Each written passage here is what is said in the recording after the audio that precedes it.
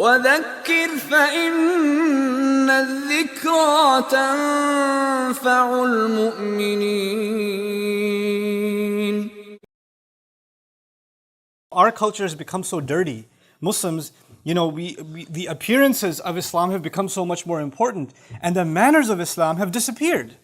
And so what's happened is you're at an iftar, which is supposed to be an act of worship, and people are gathered and they're eating and they're celebrating that they worshipped Allah and fasted all day, and they're eating together, and there's 5 of them at a table, and one of them gets up to get some extra chicken, and the other 4 are talking about him. And then he comes back, Assalamu alaikum, good to have you back, and the other one goes, and now it's his turn. Like the chicken isn't enough, the flesh of your brother needs to be added, This has become normal, it's not even a big deal. To talk about others, to think of others like that, to size people up, And men do it and women do it. And so now he says, وَتَحْسَبُونَهُ هَيِّنًا. You think such conversations are no big deal. You think it's very light, just to say something. وَهُوَ عِنْدَ اللَّهِ عَظِيمٌ. And as far as Allah is concerned, it's massive. It's massive. Now, if you study the Qur'an, and you study what Allah considers a big deal, like what are major sins as far as Allah is concerned, كَبُرَ مَقْتًا عِنْدَ اللَّهِ أَن تَقُولُوا مَا لَا تَفْعَلُونَ. It's a massive crime and a disgusting crime as far as Allah is concerned, that you say what you don't do. For example, hypocrisy is a big deal. Shirk is لَظُلْمٌ عَظِيمٌ. When you commit, associate partners with Allah, it's a massive, grand crime, a grand injustice. ظُلْمٌ عَظِيمٌ. Here Allah says, you and I just carelessly talking about somebody, which we think is nothing. It's just a comment. It's just a couple of words typed. It's just a conversation. I'm just saying. What's the big deal? Allah says, you don't think it's a big deal. وَهُوَ عِنْدَ اللَّهِ عَظِيمٌ. And especially with Allah, this is a massive, massive crime. This is not a small thing at all. And in order to help you appreciate, I've spoken about this before at one occasion or the other, but I want to remind you of something very powerful that Allah Azza wa Jal did in His wisdom. There are 2 kinds of revelation. And I want you to think about this. This is going to take a little bit of brain juice from all of us. There's 2 kinds of basic revelation that came to prophets. It's directly the speech of Allah, the direct speech of Allah. And another kind of revelation, the least form of revelation, is actually dreams. So true dreams also came to prophets. The highest form of revelation is the word of Allah itself. And the lowest form of revelation, the least form of revelation, are true dreams. Okay? And the Prophet ﷺ received both. He received the Qur'an, which is the word of Allah, and he received dreams. Now here's the thing. When it came to protecting the dignity of a fellow believer, Allah revealed the Qur'an. Allah Azza wa Jal revealed the Qur'an. And when it came to restoring the dignity of the Kaaba, Allah didn't reveal the Qur'an, Allah revealed a dream to the Prophet ﷺ. لَقَدْ صَدَقَ اللَّهُ رَسُولَهُ الرُّؤْيَا بِالْحَقِّ. That Allah Azza wa Jal sent a dream to the Prophet ﷺ that turned out to be true, that he will be entering Al-Masjid Al-Haram. Now think about that. The sacredness and the value of the Kaaba, the value and the respect that we have of the Kaaba is so high. And yet Allah, to liberate the dignity of the Kaaba, revealed the truth of that to the Prophet ﷺ in a dream. The lowest form of revelation. And to restore the dignity of the fellow believer, and actually our mother Aisha radiallahu ta'ala anha, Allah Azza wa Jal revealed ayat of the Qur'an, the highest form of revelation. This helps us understand even the words of the Prophet sallallahu alaihi wasallam, which one time he turned to the Kaaba and said that the dignity of a believer is dearer to Allah than you. He turned to the Kaaba and said that. لَحُرْمَةُ الْمُؤْمِنِ أَعْظَمُ عِنْدَ اللَّهِ حُرْمَةً مِنْكِ. He said to the Kaaba that the dignity of a believer is more sacred to Allah, is more grand to Allah than your dignity. Now imagine, I've said this to you before, how much respect do we show to the Kaaba? When you get the honor of being in the presence of the Kaaba, would you ever imagine being disrespectful or being condescending or making jokes about the house of Allah? Or I'm just saying, would you ever even think of doing that? You would be terrified at the idea. And yet, when it comes to your fellow believer, somebody else, it's so easy to just talk. And yet in our religion, the dignity of the person sitting next to you in the masjid, the dignity of your friends, the dignity of family, these are people in your circle. People you like, people you don't like, doesn't even matter. Their dignity is more sacred to Allah than even the Kaaba. And so here, he says, وَتَحْسَبُونَهُ هَيِّنًا وَهُوَ عِنْدَ اللَّهِ عَظِيمٌ.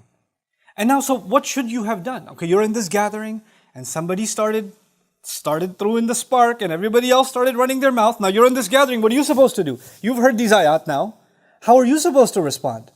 And so Allah Azza wa Jalla says, وَلَوْلَا إِذْ سَمِعْتُمُوهُ قُلْتُمْ. How come the very moment you heard this kind of talk, the very moment you heard it, you didn't respond? You should have responded. How should you have responded? مَا يَكُونُ لَنَا أَن نَتَكَلَّمَ بِهَذَا. Here the Qur'an is telling us to be socially awkward. Here's how.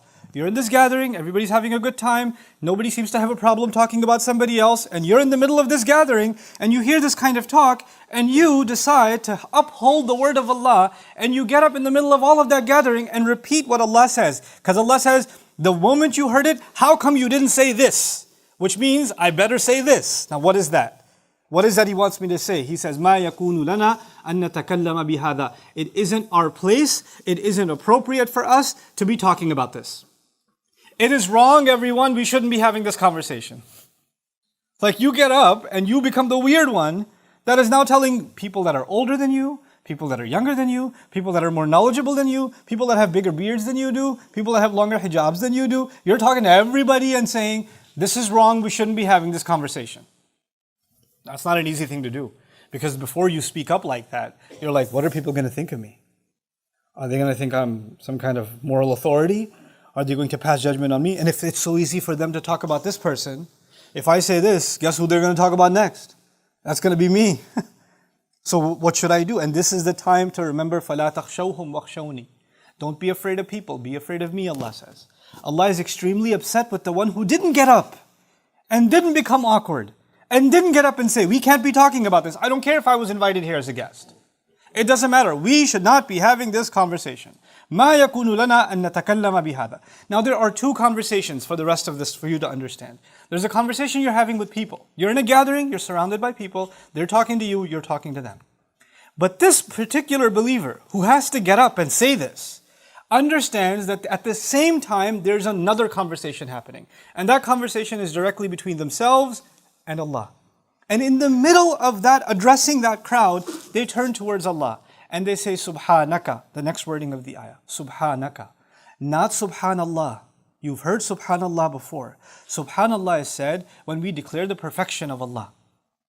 But when you say Subhanaka, you're not talking about Allah's perfection. Listen carefully. You're talking to Allah about His perfection. Not talking about Him, but talking to Him. In the middle of talking to people, saying we shouldn't be talking about this, you turn to Allah and say, Subhanaka, you are way too perfect. Now, let's understand why that is. Why immediately a switch and talk to Allah?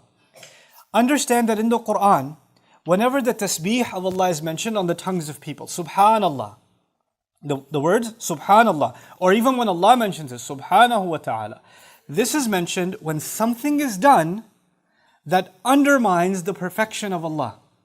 When something is a crime against Allah or somehow is less respect than Allah deserves or less reverence than Allah deserves, then the immediate words after that are Subhan, the tasbih, the perfection of Allah.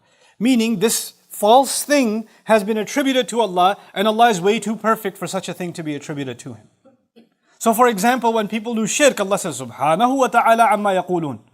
Allah is way too perfect and way too far above what they say. Subhanahu wa ta'ala. The angels questioned Allah when He created Adam alayhi salam, saying that He's going to spill blood, He's going to cause corruption. And He said, I know what you don't know.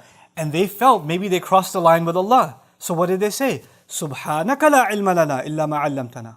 You're way too perfect. No, we were not questioning the perfection of your knowledge. You're perfect. You're the all-perfect one. Subhanaka.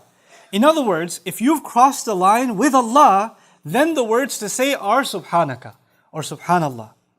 In this conversation, as I mentioned to you, people are talking not about Allah, they're talking about another person. They're talking about some person. You got up and said, according to the word of Allah, we shouldn't be talking about this. And then immediately you recognize that talking about a person like that isn't just a line you crossed or isn't just an offense against that person. It's an offense against Allah. And for which immediately I must beg Allah's forgiveness because I recognize that I have crossed something sacred against Allah Himself. Subhanaka. I turn to Allah immediately. And you know what that does? I no longer fear who's offended in the audience because I'm afraid I just offended Allah. Subhanaka. هذا بهتان عظيم. This is a horrible, slanderous accusation. This is unacceptable.